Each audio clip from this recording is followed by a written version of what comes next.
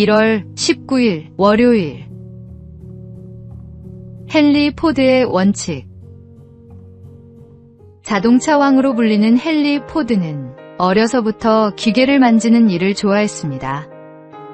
그 작은 흥미는 결국 가솔린 자동차 개발로 이어졌고, 나아가 대량 생산 체계를 구축하여 새로운 산업 시대를 여는 기초가 되었습니다.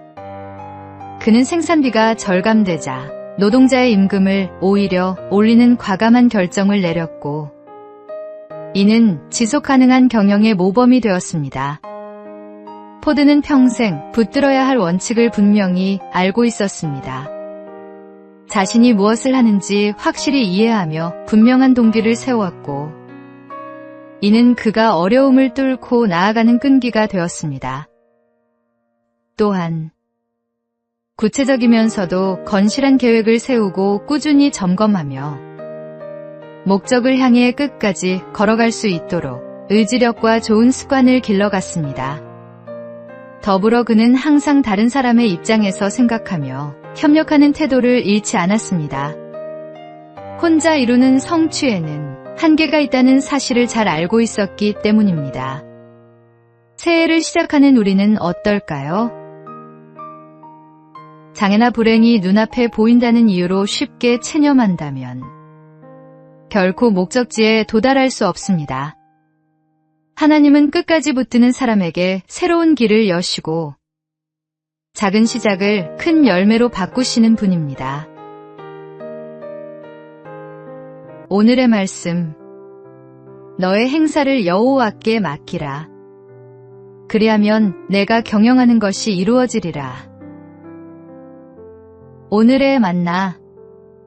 하나님께서 주신 소명을 분명히 알고 계획하며 끝까지 나아가십시오.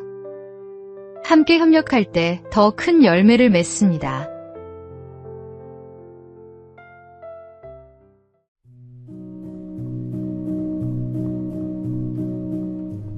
(1월 20일) 화요일. 준비된 자의 선행. 경기도 가평군의 한 식당. 저녁 식사 시간이었습니다. 육군 정세호 중사는 평범하게 저녁을 먹고 있었습니다. 그때 한 시민이 갑자기 의식을 잃고 쓰러졌습니다. 입에서는 거품이 쏟아져 나왔고 호흡은 멈춰 있었습니다. 정 중사는 망설이지 않았습니다. 즉시 달려가 상황을 파악하고 주변에 119 신고를 요청했습니다. 음식물이 기도를 막았다고 판단한 정 중사는 하임리히법을 시작했습니다. 두세 차례 시도했지만 환자의 호흡은 돌아오지 않았습니다. 손은 여전히 차가웠습니다. 그러나 정 중사는 포기하지 않았습니다. 5분간 계속 복부를 압박했고 마침내 음식물이 나왔습니다. 환자는 호흡을 되찾았습니다. 119에 환자를 인계한 정 중사는 조용히 자리를 떠났습니다.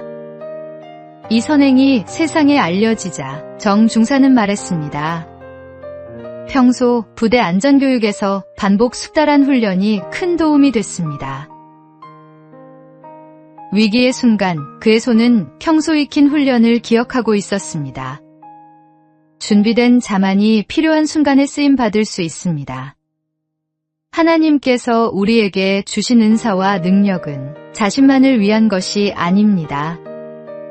어려움에 처한 이웃을 돕고 생명을 살리는 데 사용될 때 그 참된 가치가 드러납니다. 오늘도 우리는 언제 어디서든 이웃을 섬길 준비가 되어 있습니까? 오늘의 말씀. 각각 은사를 받은 대로 하나님의 여러 가지 은혜를 맡은 선한 청지기 같이 서로 봉사하라. 오늘의 만나. 하나님께서 우리에게 주신 재능과 훈련은 결정적인 순간을 위한 준비입니다. 오늘 배운 것이 내일 누군가의 생명을 구할 수 있음을 기억하십시오.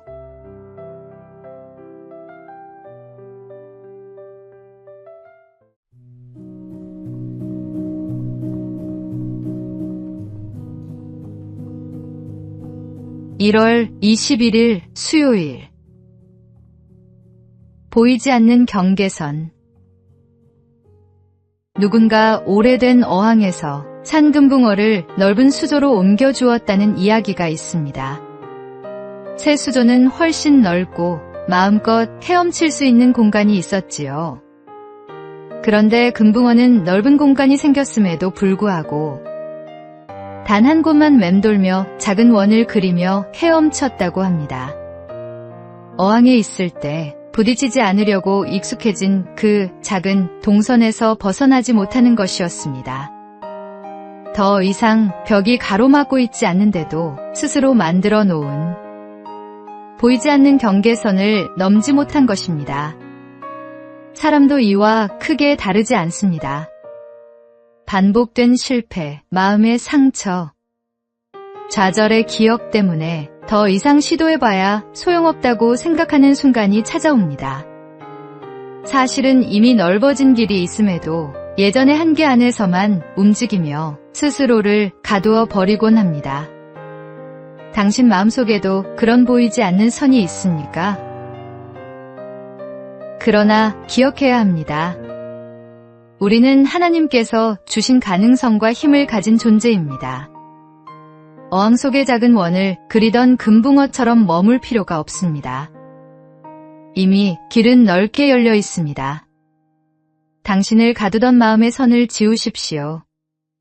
그 너머에는 하나님이 준비하신 더 넓은 삶이 기다리고 있습니다. 오늘의 말씀. 내게 능력 주시는 자 안에서 내가 모든 것을 할 수 있느니라. 오늘의 만나. 과거의 실패가 만든 보이지 않는 한계를 넘어서십시오. 하나님 안에서 우리는 무한한 가능성을 가진 존재입니다.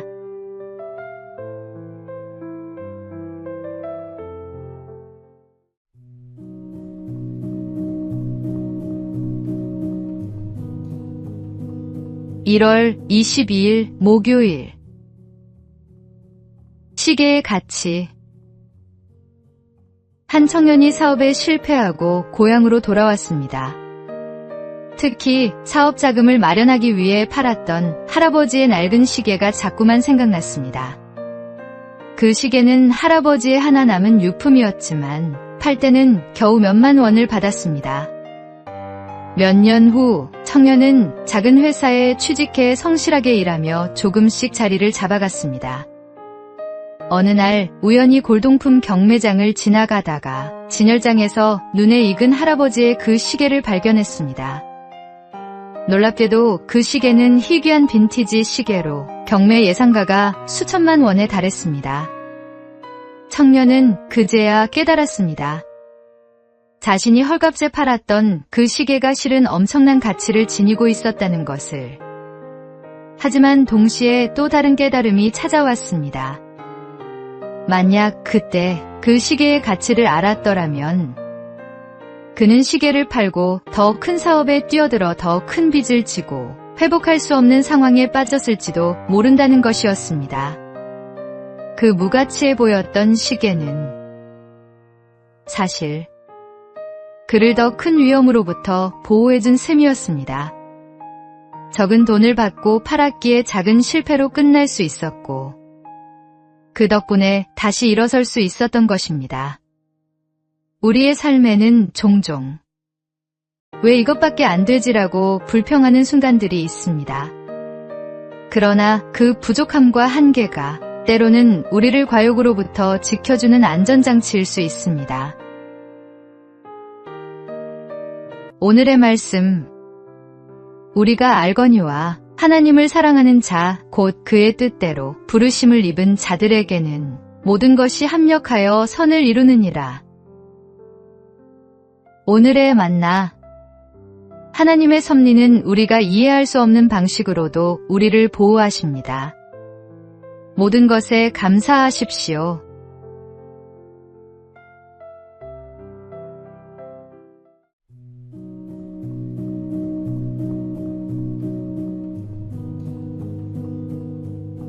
(1월 23일) 금요일. 일광일의 거리. 세상에서 가장 빠른 것은 빛입니다. 빛은 1초에 30만 킬로미터를 달리며 이렇게 하루 동안 이동하는 거리를 일광일이라고 부릅니다. 무려 259억 2천만 킬로미터나 되는 거리입니다. 놀랍게도 인류가 만든 우주 탐사선 중 가장 멀리 날아가고 있는 보이저 1호가 곧 이 일광일 지점에 도달하게 됩니다. 1977년 지구를 떠난 이후 초속 17km로 쉬지 않고 우주를 향해 나아가며 가끔 지구로 신호를 보내고 있습니다. 1990년에는 창백한 푸른 점이라는 유명한 사진을 남기기도 했습니다. 현재 지구에서 약 253억 킬로미터 떨어져 있는 보이저 1호는 2026년경 일광일에 이르게 됩니다. 우주의 시간으로 보면 49년은 찰나에 불과할지 모릅니다. 천문학자 칼 세이건은 우주 속 지구를 먼지 한 톨이라고 표현했습니다. 우리가 사는 이 작은 행성이 얼마나 미미한 존재인지 새삼 깨닫게 됩니다. 그러나 더 놀라운 사실이 있습니다. 광대한 우주를 말씀 한마디로 창조하신 하나님께서 그 우주보다 작은 우리 한 사람 한 사람을 기억하시고 돌보신다는 것입니다.